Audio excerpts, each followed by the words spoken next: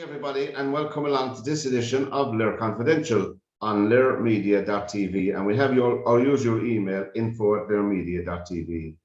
I'm delighted to have in the studio with us today a very proud Mungret St. Paul's Limerick Man, Mr. John Moran, who's a social entrepreneur. But anybody who knows John knows that he's a really go-to guy. John, it's great to have you. Great to talk to you today.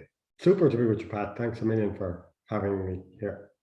Now, John, as I was saying before we came on here, we'll start. I mean, I was reading up a bit over. I was interested in it. The Land Development Agency. It's a new venture, I suppose. Some people cynically would say it's a new quango, and other people might say it's no good, and other people might say it's buying public land for developers. Look, whatever people may say about it, anything that's positive and will get houses built, I think is worthwhile. John, you were involved in the Land Development Agency, and at this remote now, you're no longer with them. But how did you find your time there? And do you think there's a sense of, I know you couldn't achieve a whole lot there because you had to put legislation in place and all of that, but how did you find that particular role, John?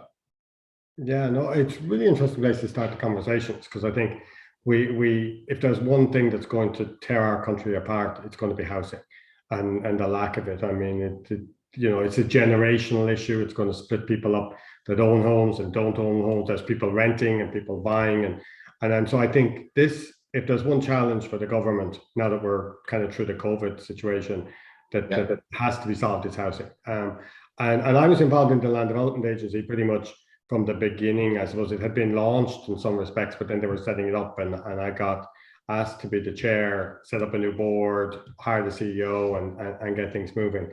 And I mean, it was really interesting for two reasons, right? So one was what I call the East-West divide in Ireland, right? So the initial theory was that Dublin has a housing problem. We need to have an agency that can get at that. There were state lands identified, and almost all of them were in Dublin. So one of the initial pushes that we had to do was to explain to the executive and indeed to the Department of Housing that the housing problem might be worse in Dublin, but it was about to become a problem if it hadn't already started in other cities like Limerick and Cork and Galway. And so we got a bit more focus in that East-West thing. The other thing that was probably in the original setup, I won't call it a mistake, it's an understandable priority, was they were very focused on the today problem and how do we get houses quickly. And I was really, adamant that our team would divide their work up into trying to get delivery quickly of houses today, but more importantly, or at least as importantly, would have a much longer view, 15, 20, 30 years out about how we were going to build housing for 15 years and 20 years from now.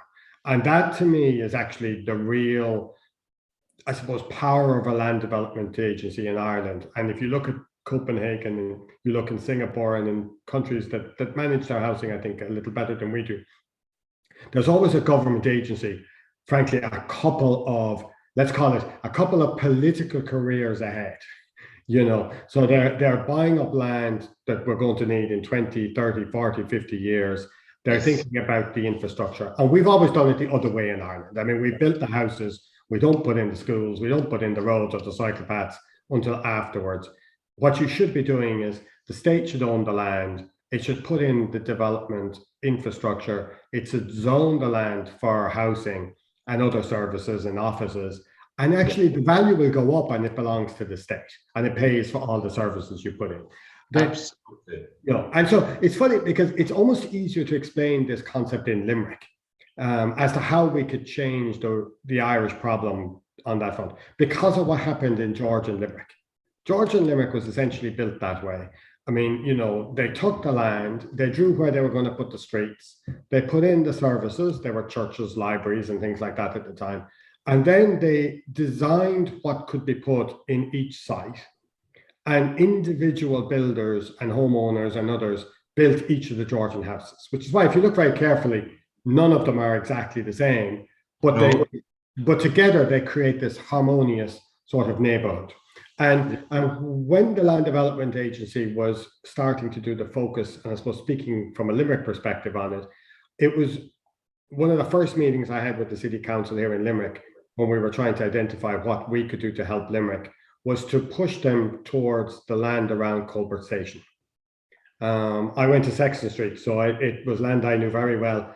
Yeah, I know you mentioned Mungot there earlier, but my hurling training was in Rathban. My classes and buses were in Colbert Station and at Sexton Street, and there were 50 hectares of land that haven't been used well there, right in the city centre, beside the main train station. So that the work that we've been doing, or they've been doing now, I suppose, at the Land Development Agency, and people have now started to talk about this concept of Colbert Quarter, is to try and put, 5, 6, maybe you could probably have done more, but they've chosen about 5,000 or 6,000 people living on those lands with all the amenities and sports facilities. And it's done the same way as George and Limerick. They'll design it out first, and then they'll decide what to do with it. And I think you mentioned a criticism that's often leveled at the LDA about it gives land away to developers, right? Yeah. And I think in the smaller sites, and I have been a big advocate of a lot more state intervention in social housing and building more social housing ourselves. In smaller sites, the LDA property can do all just social and affordable housing, and should do it themselves. Now, they may need to get builders to build it, but they shouldn't be having what I call speculators who are kind of working on what the zoning might be to make money out of it. But in the other areas that are really large, like the Cork Docklands, like here in Colbert Station, potentially out in Myross, we know in Limerick better than anyone else that you need to have neighborhoods with mixed and different types of housing.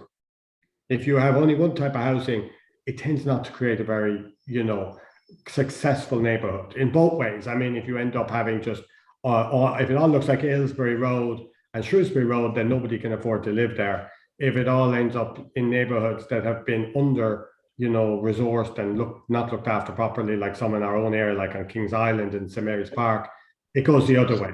So the trick is to try and have a good mix. And I think the LDA can achieve that working with the local authority, because what they can do now is they can split the land up and they can say, we need to have a shopping centre, but the state doesn't need to own a shopping centre, so they can get somebody who knows how to build a shopping centre and run one to do some of that land.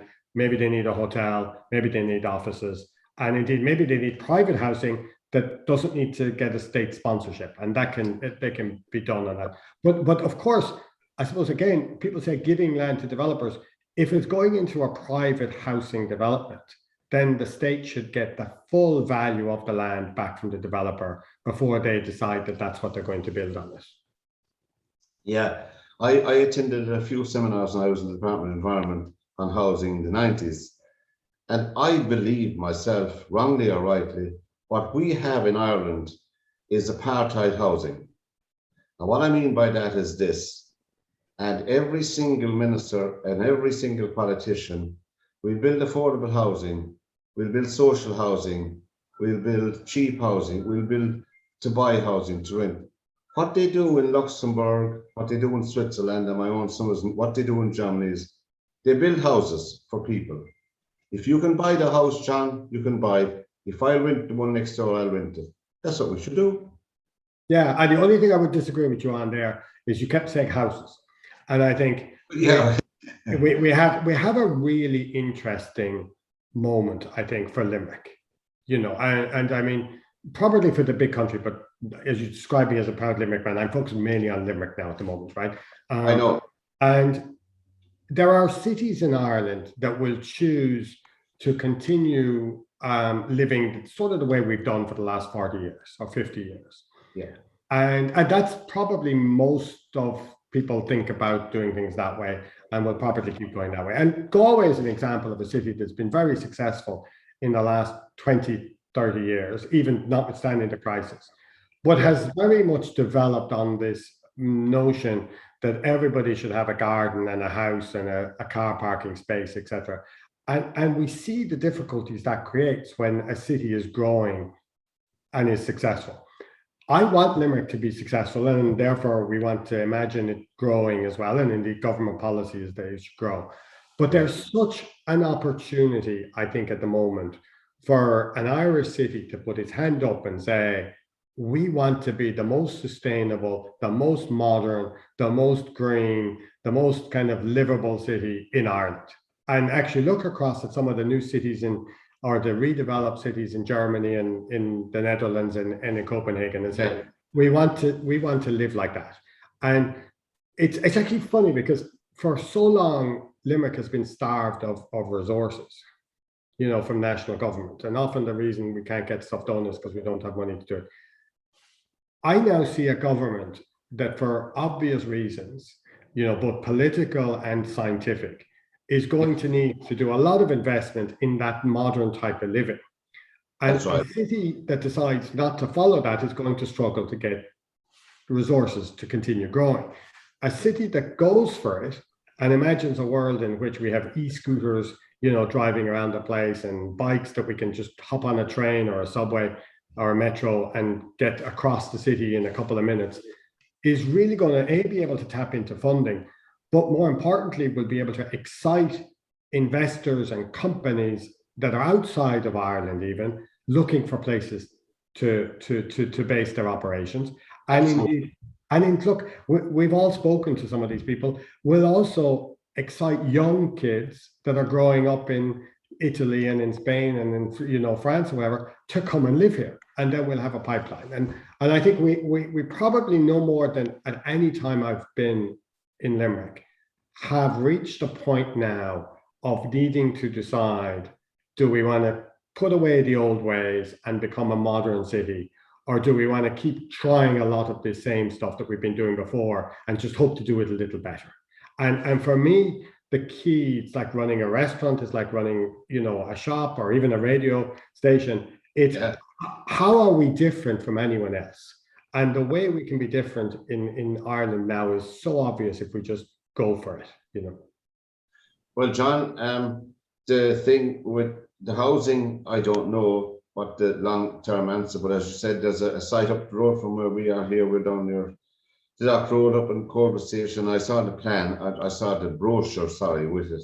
And I think that it's just a fantastic, when you only look across, were you ever in Milton Keynes, just across the water, which is a modern take on a town or on living. Yeah, I one of the criticisms of Milton Keynes, which is very interesting, because I've been there, is that although they have created pathways through the city where you can walk and cycle without needing to cross roads, it's still very much a city built on the idea that everybody has a car. And so what happens then when you do that?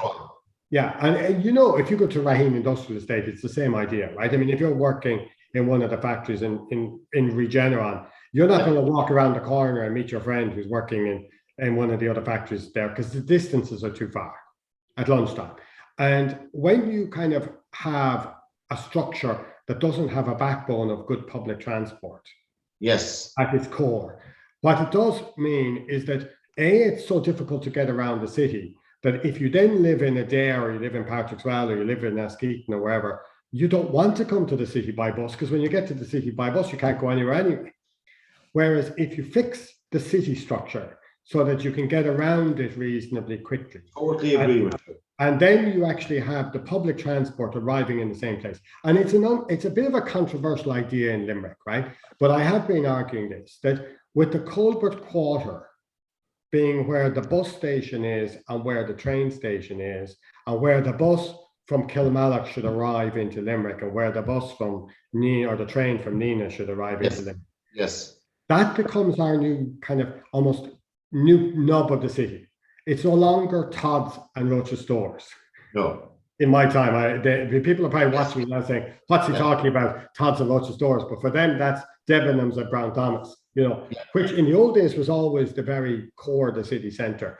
And I think it will move. And you may remember the debate about the remake of O'Connell Street. And this has been going on for about 5 years about trying to fix O'Connell. Yes, we had someone in from the Chamber of Commerce, 2 people in the Economists and all talking about that. Yeah, we argued, and in fact, it was why we set up Livable Limerick in the first place. We argued strongly against using O'Connell Street as a way to get across the city. Yes. Even with public transport. agree with you. And we said they want to keep those for buses to go up and down O'Connell Street, which is, I live on, I mean, right now outside the window here is O'Connell Street, right? It isn't going to look nice with buses going up and down it any more than if it's got cars. But more importantly than that, if somebody's coming in from Castleconnell into Culbert Station and they need to get out to Raheen, the bus going to Raheen should be on Parnell Street. And it's really important that this time around, we've got the development plan for Limerick. It's really important that we put all the pieces together this time. Yes. Education, health, transport, and housing, and then the jobs will relocate in the right places. Yeah, I think it's a no-brainer. I know it's a cliche to say it's a no-brainer, but I've been, since I started using public transport, I live out in Shannon, and there's no doubt in my mind at this stage now, public transport and private cars do not mix. Do not mix. You cannot have it. You cannot have a public transport system with thousands of cars coming into the city, no matter whether it's Limerick, Cork, Galway, or Dublin. It just will not work. It won't run. But they can. The only time the bus is on time is when people are at work. But what you're saying, Pat, is in some ways that they can't kind of be in the same place competing against each other, right? But you can set up a structure, particularly because we've got lots of people living in rural spaces in Clare and in Limerick. Oh yes, yes. You can build your public transport system to supplement the cars, right? So, for example, you're living in Shannon, right? But if somebody's living in sort of, in between Shannon and Ennis, okay, there should be in the new National Development Plan the ability eventually to get on a train from Shannon and go into Cratloe and then connect on to the Galway train into Limerick. Exactly. So if you're going out to the hospital or you're going to Myross or indeed you're going to Dublin, you just come in that way. Now, the person that lives between Shannon and Ennis, right, and they have a farm, they live out there. What we want them to do is to realize that if they drive as far as Cratloe on the road, they're better off to pull into the left, park that car at the train station, and then hop on a train to get the rest of the way around Limerick. Exactly. Whether it's to go to the university or to go right to the city centre. And if we could do that in Limerick, the outcome we would have in terms of improvements in livability, the cost of living for people. I mean, I think it's often forgotten that one of the most expensive things that you can have, and lots of people are struggling out there to actually make ends meet at the end of the month, after your accommodation is the car in the driveway. And if you can suddenly not live without a car, then you have a load more disposable income for your kids. Or to go out at night or do have a bit of fun or go on a foreign holiday or even go on a staycation or buy a bike and go on the Greenway back in West Limerick. And I think we just need to kind of understand what that future could be and pick our sides almost. I remember I was lived up in the country, there was no bus or anything, but what we did as young lads, smart lads, was we used to walk from my house with my mum and dad, there was 8 or 9 of us there, and walk down to the train 1.5 mile and get on the train and go. Bantier Sports was famous in the 60s and 70s, so it used to draw athletes from all over the country and Europe and all. We used to get the train back there 8 miles and home again. And I was looking at the railway infrastructure in the 1880s to the 1900s. It was fantastic. Yeah. Some of the ways I try and describe it to people is like if Limerick are in the Munster final in Thurles, right? And you're living in Limerick, you kind of had 2 ways to go there, right? You can get in your car and drive and park your car in a field at the edge of Thurles and walk into the centre, or you can go in the train.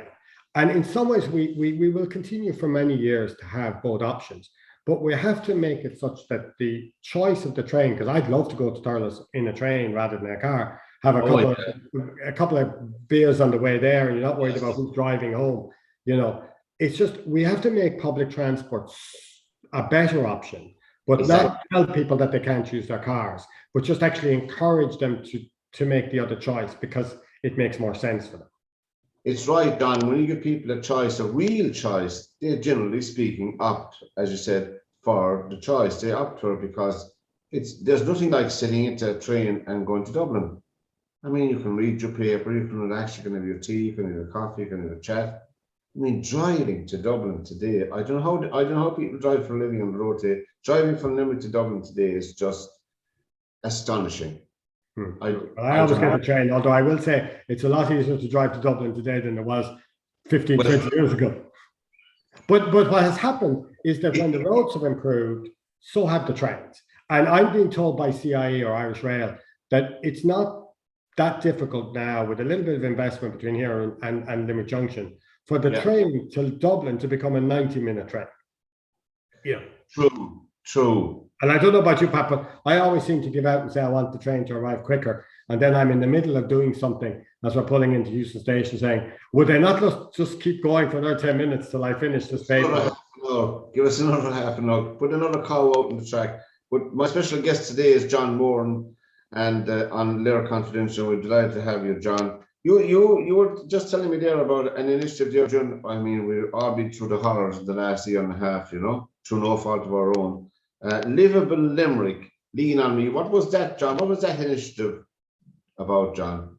Yeah, this was probably, I mean, we all had our moments that we didn't like in the pandemic, but the Lean On Me was probably that moment for me at the early part of the pandemic, when I was so happy, A, to be in Limerick, and B, to have Limerick supporting Limerick.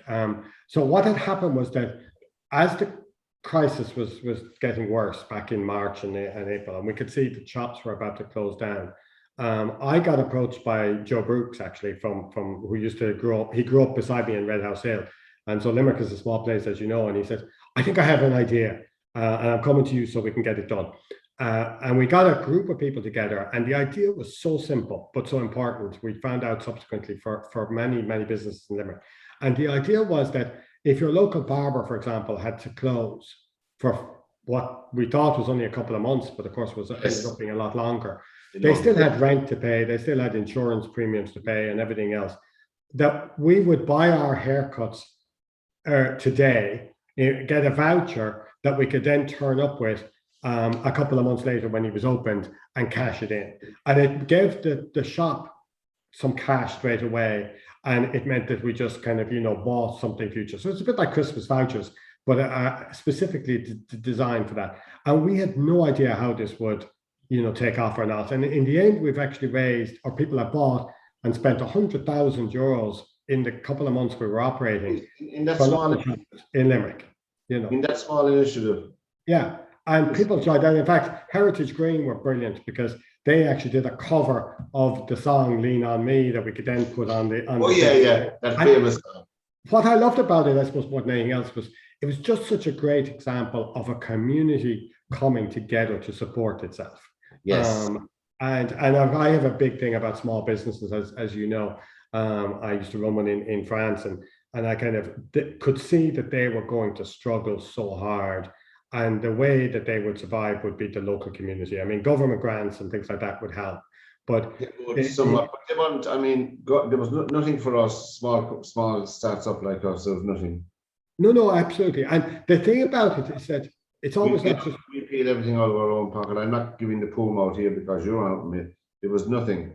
I know they had to have a cutoff for some turnover and all that, but businesses, you cannot judge a business by its turnover. And the other thing we noticed as well, actually, in the context of that initiative, was although it was important for shops to get a couple of euros or 1,000 euros or whatever else, many of the owners came to us afterwards and said what was way more important for them at a time when they felt everything was dark and they had no future was for their customers to say, "We care about you. We want you to be there when you reopen." That meant more to them than any euros that they got in vouchers. Absolutely. Just to know that the customers cared. Now, John, I don't know how you get time to sleep or spend any time at home, because you're chairman of the Hunt Museum as well. And that, I suppose, like everything else in the last year or two, has its own struggles in trying to keep the door open, I suppose, like many other businesses, How I haven't been down there for a while. I used to love the coffee shop down, and I must pay a visit again in the Hunt Museum. How is that doing now? We can't do it today now, but we're definitely going to have to get you down there, because the Hunt Museum has transformed physically over the COVID period in ways that I'm so happy about, right? So when I became chair of the Hunt Museum, which is now, about 5 years ago, I suppose, maybe a little longer. Mm. One of the things that just didn't sit well with me at the Hunt Museum, and it was done by the OPW at the time when they built the museum, the refurbishment, was that the Hunt Museum had this big railing around it, particularly on the side between the building and the river. And I always felt it sent the wrong message out about a museum. It was kind of like, keep out, or this is exclusive, or something else. Yeah. And one of the first initiatives that we put into our 5-year plan was to take down the railings and to do a new garden in the back, to have a new space for Limerick. Yes. And we're delighted to see now Limerick people, responding to that in so many numbers. I mean, it's become a new spot now on the river to actually do it. I mean, and we put, I suppose, you'll understand this, because lots of people complain about antisocial behavior in Limerick, and oh my God, you do this and people won't respect it and things like that.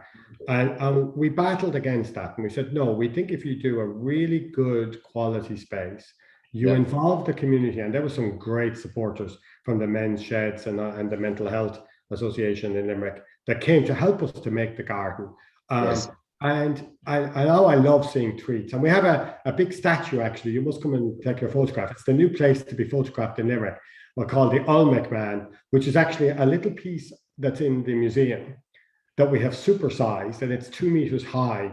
And if you take your photograph just in front of it with the right angle, you get St. Mary's Cathedral in the background, and this very modern, albeit a piece that is thousands of years old in the museum, new statue of Limerick, which was being 3D printed to actually being put there with like another bunch of volunteers. We must go in and do an OB there, because it'll be worth publicising as well. A friend of mine put up a post today. He is in the museum with reputedly one of the pieces of silver that Judas. That's right, yeah. But the thing is that one of the other things I had, we have a new director. Well, I say new director, she's been there now for a number of years, like Jill Cousins, who came from Amsterdam. She'd been working in Amsterdam at the time. And we were delighted, and we're so delighted we were able to convince her to move to Limerick to run the museum. But she, very early on, before COVID, they were saying, museums have to be digital. We need this museum digital. We need to actually have the pieces on the internet. Then they become worldwide.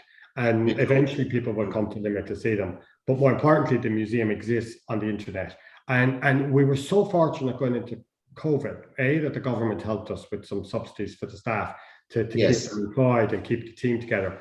But that we had already started that, and we'd been 3D imaging pieces, and we were able to put them out and run a lot of our, programs then on digital straight away. And that was really helpful. Next year, by the way, we have a collection of art, including an Andy Warhol, coming to Limerick from the European Investment Bank. So that comes into town for about 4 months, beginning in February of next year. And that's going to be really big. It's the first time, you may remember I was on the board of the European Investment Bank, which funds a lot of projects like the Opera Centre and the university. That's right, yeah, that's right. But they have agreed with me to let a part of their collection from artists from all over Europe come to Limerick. And it's the first time it's ever going to travel to a non-capital city. And so it's gone to other cities in other countries, but they've always been capital cities. And I'm delighted, that we're going to be able to do that. And I hope now the Limerick people watching and listening will actually come out and support that and make it a really special couple of months, because some of the art that's coming. Is that due, John? It's in February. It will be here from February to about May. We was going probably next month now for a full day down there and talk to people. Maybe talk to Jill and the team, and they'll explain what's and in fact, the art wouldn't even fit in the Hunt, because there's so much coming that it can't fit in our building. So we're actually going to have it dotted into different places. There'll be some in St. Mary's Cathedral, some in the Sailors' Home, so that people will be able to wander through Limerick and see different pieces. Well, that'll be nice. That'll be exciting. There's something to look forward to. That's very good, John. Now, you grew up in Mungret, of course. It's very important to say that. We were just chatting before we came on. You grew up in Mungret, and you did all your blackguarding as a young lad out in Mungret, I presume. Mungret St. Paul's, to give this proper title, the parish. I'm not from Limerick, so I have to write these things down, lads. I could never get it wrong. I have to write it down. But how was life growing up, John, that time? You're still young, like, but yourself, And you went to school in Sexton Street, is it? Well, I went to school originally in St. Paul's and then in Sexton Street. Yeah. So, I mean, most people, well, I won't say most people, a lot of people probably knew well, a lot of people still seem to know my mom. I mean, if I go anywhere, you can't walk down the street with her because she knows everybody. But my dad was a builder in Limerick and actually very much into, he used to love restoring old houses and fixing old houses. So it's some of the DNA the apple hasn't fallen far from the tree, as you might say, because I'm here in a Georgian building that we've been doing up here. But I basically grew up on a small farm out in, Red House Hill. And that's hence the Patrick's Well Mungret problem, because it's on the road to Patrick's Well. So the bus was always the Patrick's Well bus to go home from school. But I used to play hurling in Mungret. So if you ask me, I'm from Mungret, But look, it was a rural life in some respects, right? I mean, we grew up in a farm, but then it was kind of semi-rural because there were lots of new houses out there at the same time. And then I wanted to come to school in Sexton Street rather than the comp. My brothers all went to the comp, or my sister. And so that was an automatic rivalry in the household. But funnily enough, when I look back at it, I think it really gave me a very good understanding of Limerick, much more so than I would have gotten, I think, if I went to the suburban school, as I slag it off for being, because your classrooms were very mixed at the time, with people that lived in the country that came in by bus, people that lived in the city centre, in Balnacar Weston, over in Garryowen and that. And you also were wandering around the city. The Arbla Garden was done in Todd's and properly in MacArthur's and things like that on Thomas Street, Did you like playing hurling? Yeah, I was never good enough at it. That was my problem. I meant to ask you before we come on.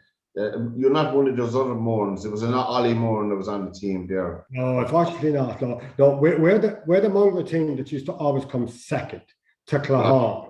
And I actually, it was funny, I was getting my vaccine recently out in the Radisson, and it was like a school reunion the day I went out there. Everybody seemed to be all the same age. And about 4 or 5 of the Clahon hurling team that used to beat us at under 14s and under 16s and minors reminding me of those days when we'd get through and beat Ballybrown and Patrick's Well and all those, and then we'd drive in. The success of the Limerick Hurlers, we must say that, the success of that bunch, that team, teams come along every now and again, like the Limerick team now in the last 3 or 4 or 5 years. And I don't know, I think people have to live it to appreciate it, because it's not just winning hurling matches. Of course, that's what it's all about, but it gives a whole lift. It's a huge ripple effect in the community, in the business community, in retail, everything. Everything is affected by the success of the hurling team. Absolutely. And it's not, although you mentioned the business community and stuff like that, for me, it's not so much, sometimes people do economic studies and look at how much money is being made by matches. I think it's much more important in terms of mental health issues in the city, which are a big issue, and just confidence. And I suppose, because it's JP, I'm not surprised, right? At some level, because I've spoken to him a lot and I understand his philosophy. It does really show that even if you kind of have had, as we had, obviously you're probably, you're a Cork man, so you wouldn't have suffered the same way as I did about all those years in the wilderness. Until recently. Yeah, but it does show that if you set your heights high enough and you put in place all of the foundations and the work to get there, and that includes having talks with all of the individual players, making sure that they're mentally in the right place, getting the teamwork together, everybody being on the one team, that you can do it. And I suppose coming full circle back to what I said earlier about the vision of Limerick, I think we need to do the same thing. We need to have a world-class ambition for our own city and work through that. And we won't get there tomorrow, but if we're aiming for that and we're training to that and we're putting in place all the pieces and we're all working together, that's well within our grasp, and just as much as the hopefully the third in a row now next year. And that would be amazing, because it's not a commonplace thing, the 3 in a row, No, and I have to tell my niece and nephew this, because they're both mad hurling fans now. They're only like 8 and 7. They live out in Mulling Heights. They think this is normal. They think Limerick will win forever and ever and ever, right? one of the first matches I remember going to with my dad on the bar of the bike was to see Cork and Waterford in 1959 in a National League match. They were All Ireland champions then, Waterford, to see Christy Ring and Tom Cheesty and all of them, they're all passed on now, of course. And the good days, when the good days are here, make hay while it's fine, as they say. And it's a truism as well, I think this Limerick team are capable of doing more, at least 3, if not 4 in a row, But you don't know with teams, with people as well, It's fragile. I mean, success is very fragile as well. I mean, it may seem like it's always guaranteed, but only small things can take it apart. Now, John, I know I'm conscious of time. You're recently on the board of Revolut. What is Revolut, John? Yeah, so one of the things I really enjoy, and I suppose some people have said this in talking about me, is things that disrupt different ways of working and things like that. And one of my first little successes at the time when I started, after I left the Department of Finance and was helping other companies out, was convincing Uber to come to Limerick. And they wanted to come to a city that was a reasonable size, but have a downtown location without car parking. And we found them the office in Thomas Street, but more importantly, convinced the management team in London that Limerick was the place they should hire. At the time, it was only going to be 100 people, and it's ended up being, I think at one stage it was 400 or 500 people, right? Oh my goodness! But, which is great. It was a great logo to have on the Limerick story, I suppose. But Revolut to me is another one of those companies. It's in an industry, payments and selling shares backwards and forwards that doesn't really seem that exciting to that many people. But how they're doing it is what's so amazing. I mean, they're making it just so easy to. If you and I went to the pub tonight for those 2 pints that we're now allowed to have, and you had a Revolut account and I had one, if we only had one round, because we're driving, and you said, "Well, I'll give you the $5," you would literally just give it to me at that moment on your phone. You almost send me a $5 to my mobile phone number, to a Revolut account. And so there's a payment structure there. The Revolut card is a business card. Is it? No, it's actually, it's basically a way of making payments to each other. And if you have money in your account, what you can also do is connect it to essentially a Revolut credit card, which operates the same as any other credit card. So when you go into the shop, you just put your phone on the machine and the money's taken from your account. But it's funny because although I had joined the board, the encouragement I just had before that to actually get a Revolut account was that we have a little puppy. We're like all the rest of the COVID puppy families. He's now 8 or 9 months here. What is it? It's a red setter, an Irish red setter. God. Oh, he'll be eating a lot now, John. He eats a lot and he's a bit crazy, but that's okay. So am I myself, probably, They say dogs take after their owners. They do, yes, they do. He's a very energetic dog. He's energetic and a total extrovert, right? But he goes to doggy crash, as we call it, 2 or 3 times a week so that we can actually get some stuff done. And he heads off. And we pay them the fee through Revolut, as is everything. And so, every time he goes, we just press 2 buttons on my phone and the money just drops into their account and it drops in straight away and they could give it to somebody else. Whereas in the old days, it used to take a whole day to wait and see if I tried to wire you money in AIB to Bank of Ireland. It wasn't in your account or there was a fee. And now they're doing well? Yeah, so the thing that happened when I got involved with them is that they have to pick a location in Europe because they used to be in the UK. And when Brexit happened, they have to pick a location in which to do so. So they're going through a process with the central bank actually at the moment in Ireland to get licenses for 2 different companies. One is the payments company and the other one is a share company. And again, this is how they disrupt things. So they want to, let's say you wanted to buy an Apple share or a share in Apple. Yeah. Those things are way too expensive for most people to be able to buy or to give as a present to their nephew or niece. Absolutely. What Revolut system they want to do is to say, you don't buy a single share. You decide, I want to give a present to my, friend of 25 euros on their birthday. I can give them 25 euros worth of Apple shares. So it can break down the big share into small bits the ordinary person to be able to actually participate in trading in the market.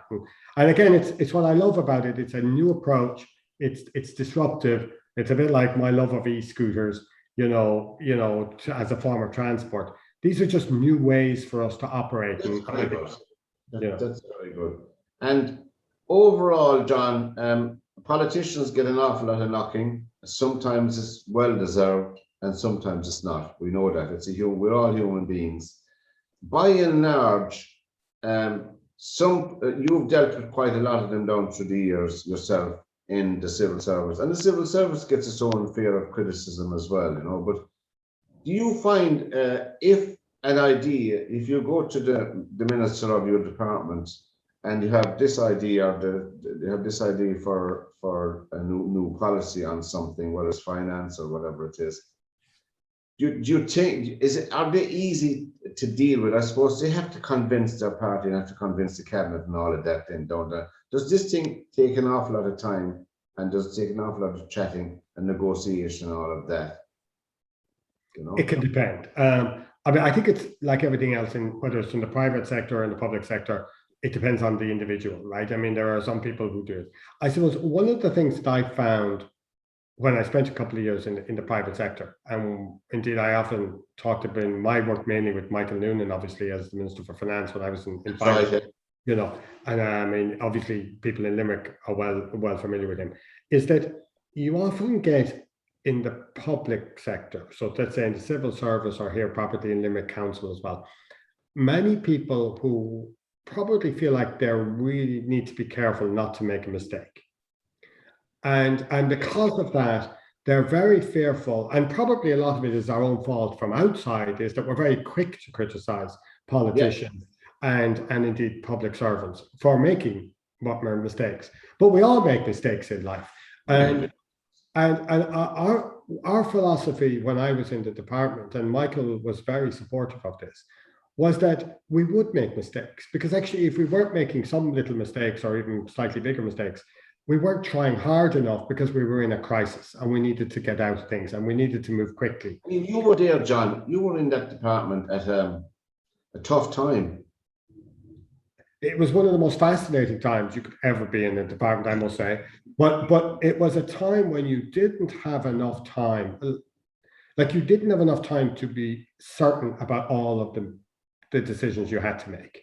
Because if you waited too long, and I think this is one of the things that's often forgotten, is a decision to act today or a decision not to act today.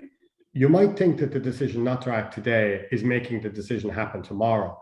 But actually, by not doing it today, you've made a decision.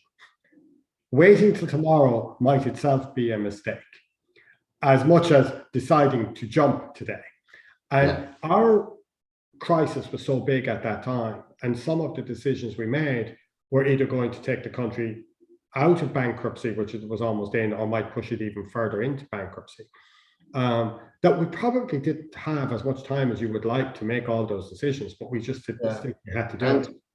No matter what side of the table you're at, politically or business-wise, I think you cannot judge that time by hindsight. You can't judge it from here and looking back, because you weren't there. And really, you didn't have, as I said, these were emergency times. Emergency decisions are made on things that you never had to face before. And one of the things I might be slightly critical sometimes of the system, particularly as it's evolved, and maybe as it was before my time, is I think the best way at that point, when you have those type of decisions, is to really share as much information as you can, so people understand why you made the decision.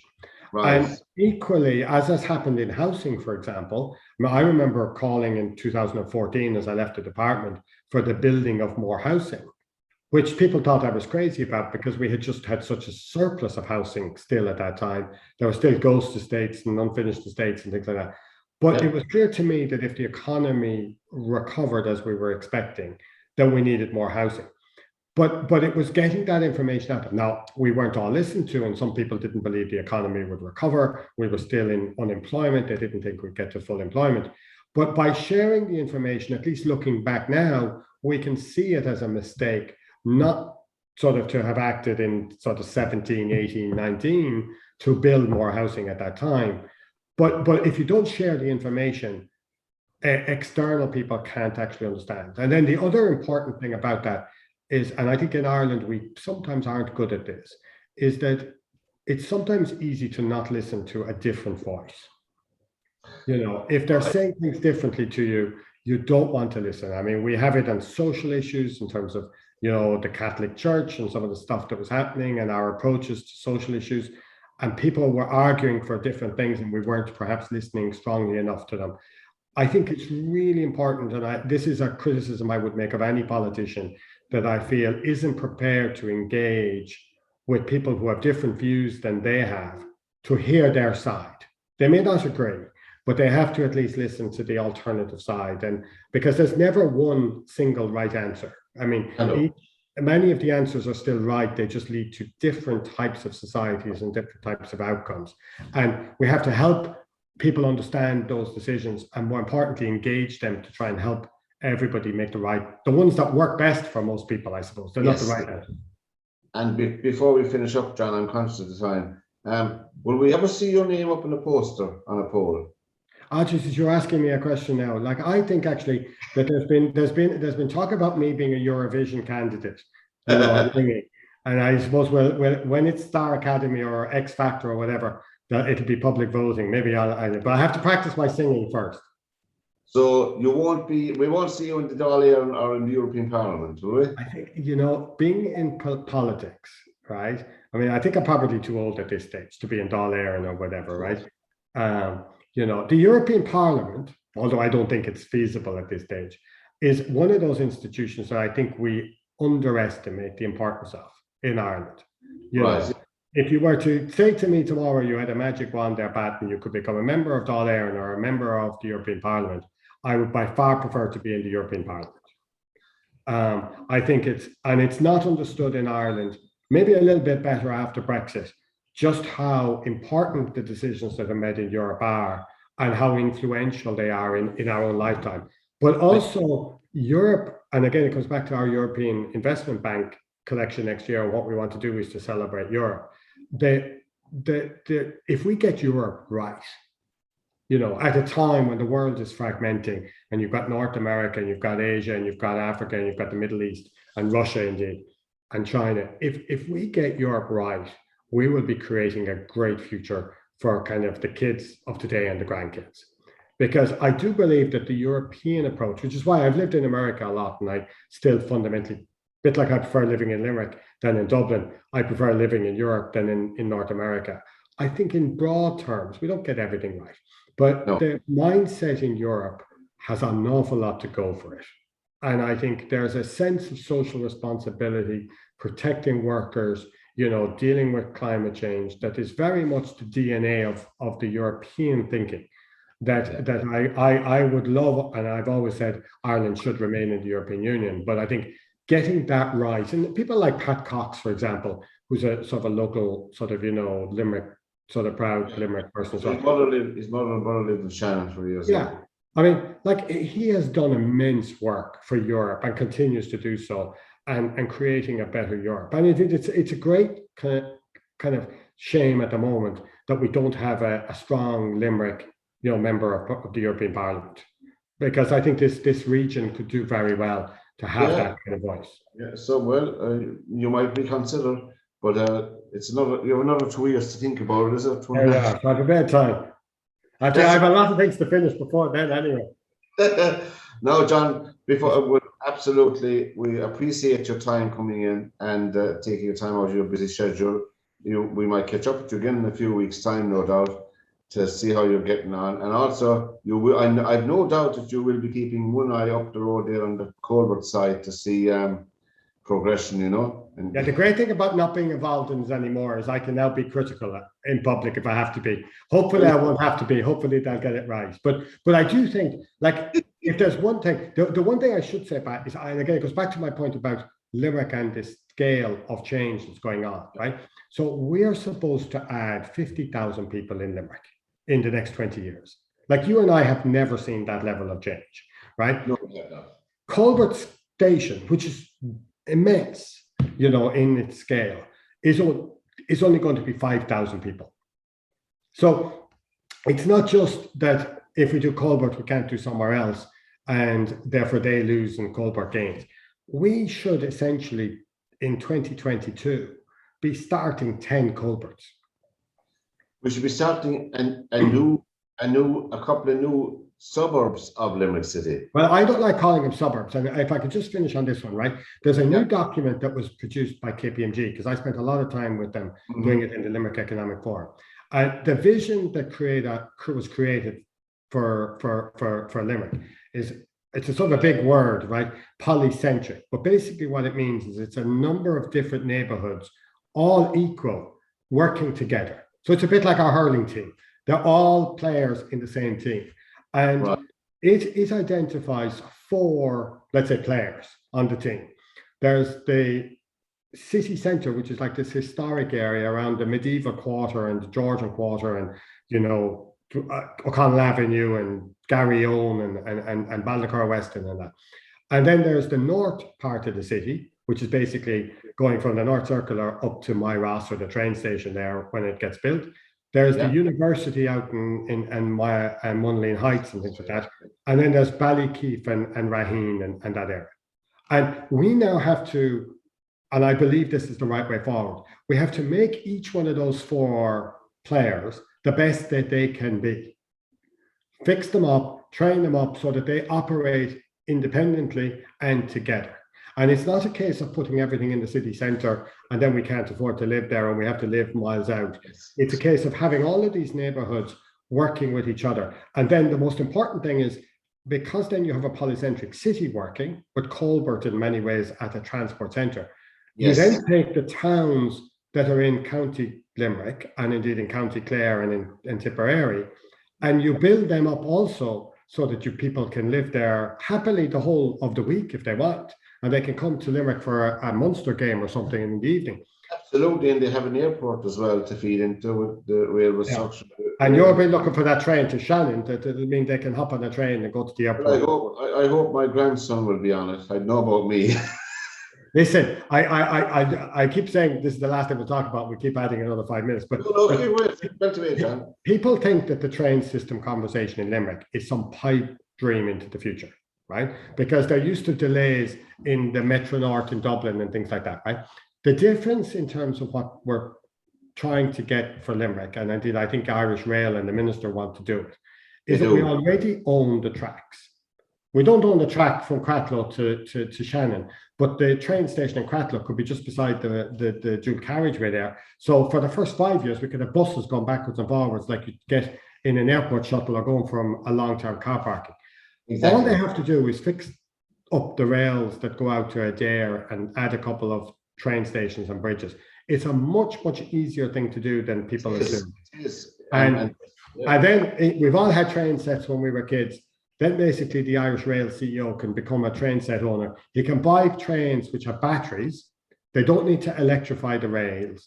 They can have battery operated trains running backwards and forwards to Nina and the train station, or out to Adair and back into town. And in fact, I actually think personally, it's a lot easier to imagine achieving that the people going to the Ryder Cup are going to Adair on a train from Cratloe, after getting by bus to Cratloe from airport. Just fantastic. To be a fantastic focal point as well as an end game as well, because I know you're flying to Birmingham, they have that light rail system from the airport right into the Broad Street, the city centre in Birmingham, which is fantastic. Every 10 minutes, you just come out of the terminal, wait for it to come, doors open, you sit in and off you go. Yeah, and look, I mean, the way I look at it with Limerick is, I love this city, as I've said a couple of times. I mean, it's the first time it feels like to me we have an opportunity for that city to become a real European city, and we just have to go for it. I mean, you know, and every city has roads, and every Irish city has lots of roads, but not every Irish city will have a commuter rail system and e-scooters and buses connected up to it properly, and that'll make us very different as a place to be. Yeah, absolutely, John. So we'll be back next time with hopefully the Irish Rail CEO. And we'll be back and we'll concentrate on Andy Warhol the next time now in the Hunt Museum. You know? Come down to the Hunt Museum and we'll show you around. It'll be fantastic to see it live, as I say. I know you can see it digitally, but it's not the same thing as going in to look at the actual thing itself, you know, and the rest of the artwork. John, I don't know how you keep going, but I mean, you're as you said yourself, you're as mad as the red setter himself. And he's got to be walked now. He'll be biting me when I go in next door. John, we'll catch up with you again. I really appreciate it here on LiR Media and with this edition of LiR Confidential. So from John Moran and myself, shall we see you again, John? The very best of luck, and goodbye now and take care. Super, Pat. Thanks a million. Bye. Yeah.